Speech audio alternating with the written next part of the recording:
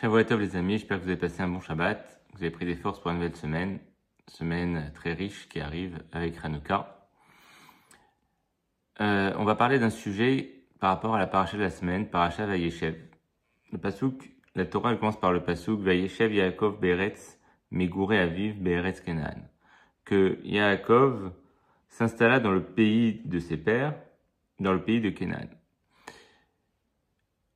On connaît tous l'explication, le pshat qui dit que Yaakov il a cherché la tranquillité après toutes les épreuves qu'il a eues avec Esav, avec Lavan, avec Dina. Et maintenant, ça y est, stop, repos. Et là, il y a les épreuves qui arrivent avec Yosef. On va avoir une autre lecture de ce pasuk avec des explications de Rabbi Nachman.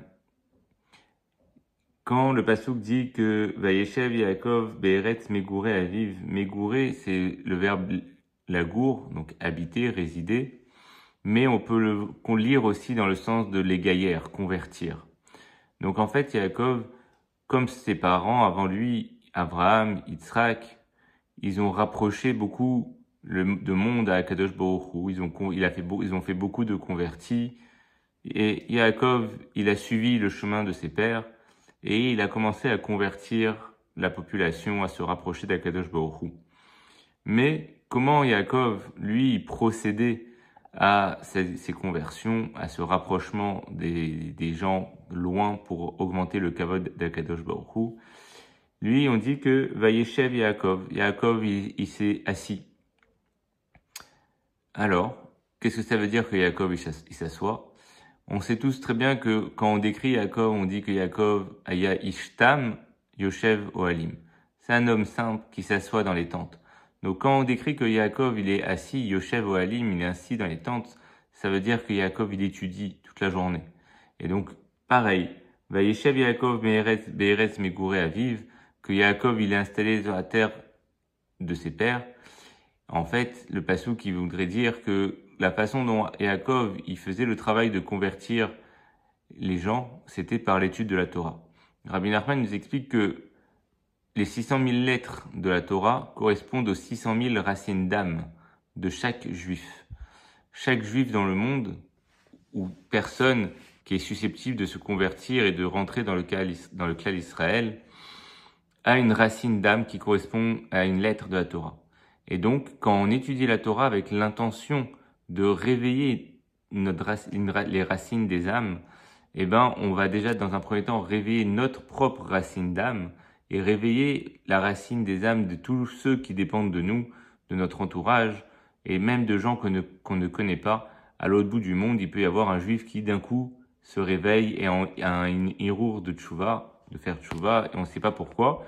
Et c'est par l'étude d'un tzaddik ou de quelqu'un avec cette intention, cette kavana là de réveiller, d'allumer les âmes.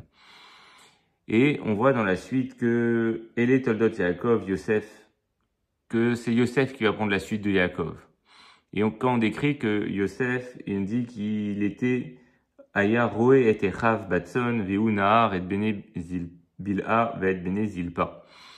Que Yosef qu'on connaît, c'était Yosef Hatzadik, c'était le tzaddik de la génération. Il était Roet Echav, il était le berger de ses frères. On sait que tous les grands dirigeants du peuple juif étaient des bergers. Moshe, c'était le berger du peuple juif. Et pareil, Yosef, à la suite de Yaakov, était le berger de ses frères. Mais Yosef, c'était un tzaddik, le tzaddik pour tout le monde. Les gens élevés comme les gens plus bas.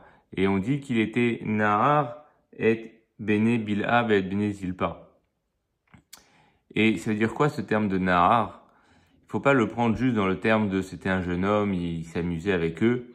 Il faut le prendre dans le terme de It Ororut, il les réveillés, il les a allumés, il les a réveillés à la tchouva, il les a réconfortés parce que eux qui étaient méprisés un peu par les enfants de Léa, parce que c'était les enfants des servantes, alors Yosef, il descendait au plus bas avec eux et il les ramenait de là. Le tzaddik, il est capable d'aller autant avec les grands tzaddikim que aller avec les plus bas, les plus petits, et de leur remonter le moral, de les réveiller et d'allumer leur neshama.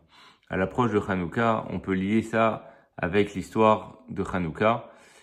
Comment? Justement, avec la lumière. La lumière qu'on va allumer à Hanouka, c'est une lumière qui est censée aussi rallumer notre neshama.